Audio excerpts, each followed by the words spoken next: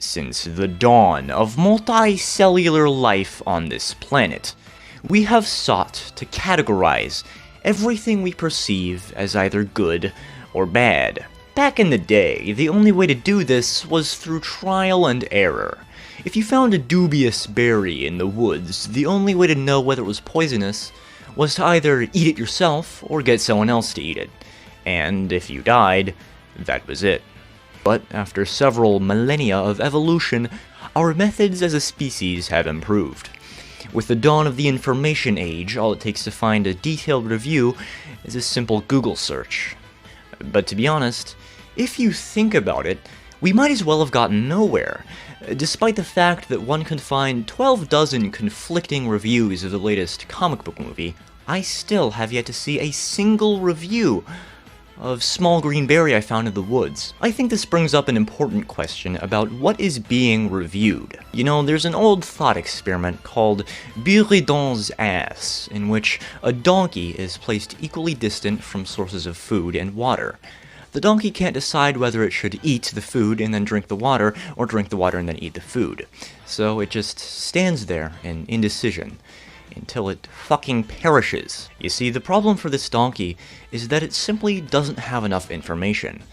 Knowledge is power, and if the donkey could just look at the Metacritic scores for food and water, it would come out of that situation perfectly fine. I think that we, as a species, we are that donkey. The only way to take the next evolutionary step forward is to review everything.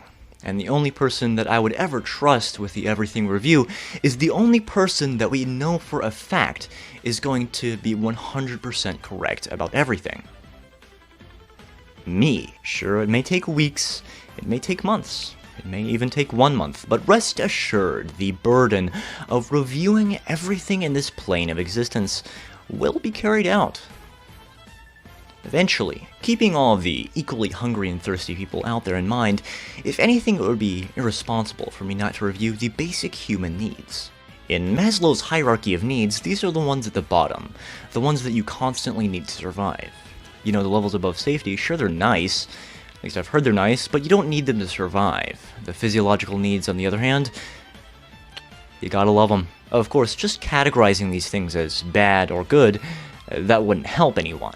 What are we, cavemen? No, we'll be categorizing them as based or cringe. I've written out a simple formula to define exactly how these quantities map out onto a 10-point scale, and I think that this rating system applies most consistently and fairly across the board. Anyway, let's start things off with air. Now, I do need to put it out there that breathing is something I do very frequently. I'm actually doing it right now, so I am significantly biased on this subject, and I'm willing to admit that. But to be fair, who doesn't breathe?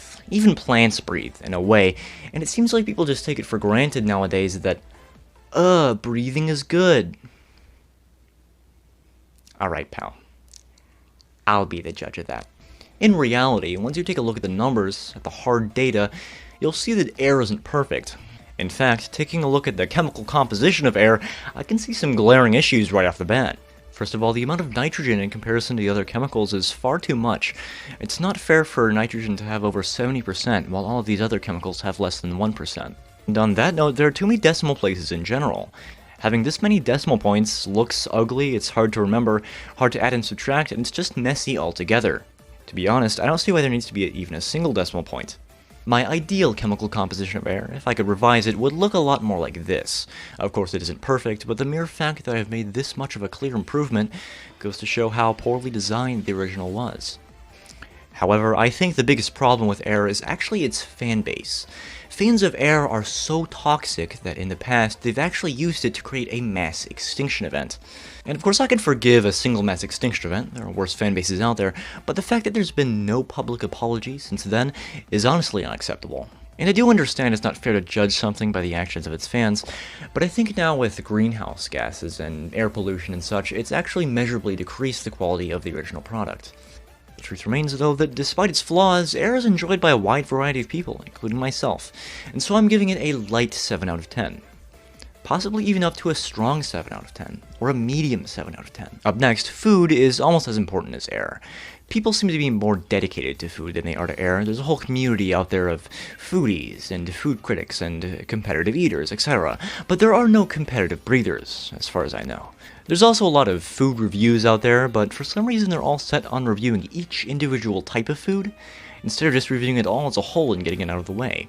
It doesn't make any sense. You're giving yourself more work. Anyway, food is fine, but it doesn't wow me. It doesn't make me feel like Spider-Man. It gets a 6.2 out of 10.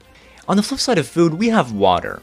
Now, out of any drink you can possibly have, water is definitely the most mainstream. In fact, as far as I know, every alternative to water you can find will actually contain some portion of water as an ingredient, which really goes to show how irreplaceable water really is. Plus, despite its effect on amphibian life, water is actually the third most healthy drink there is. The only downside I can find to water is its taste, and even that is essentially negligible. Overall, water is clocking in at a solid 9.12734557896, give or take. Moving on, sleep is one of the less important basic needs. My main issue with sleep is how long it takes. As the saying goes, you spend a third of your life sleeping. Although that's assuming you get 8 hours of sleep each night, which is generous. Anyway, the point still stands that it simply takes up too much time. And I'm tired of doing it. In all honesty, I just don't see the point of sleeping.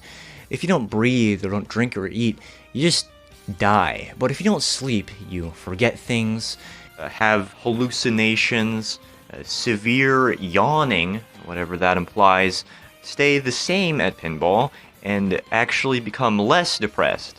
None of these things are very persuasive in favor of sleep. All in all, I understand that a lot of people feel like they can't get enough sleep, but I just don't see the appeal, so it's getting a 4.19 out of 10. The last physiological need is shelter. I don't know why it's considered a physiological need and not a safety need, considering those two things are synonyms, but I guess it just is. Anyway, I don't have a problem with people who live in homes, but you have to admit there's something very cowardly about it. The purpose of a protective structure is literally to hide away from the outside world, which is neither swag nor YOLO, if you think about it. So, on the cringe-based meter, yes, I do think that having a home is inherently cringe. With that said, however, that's not to say it isn't based. Because it is based.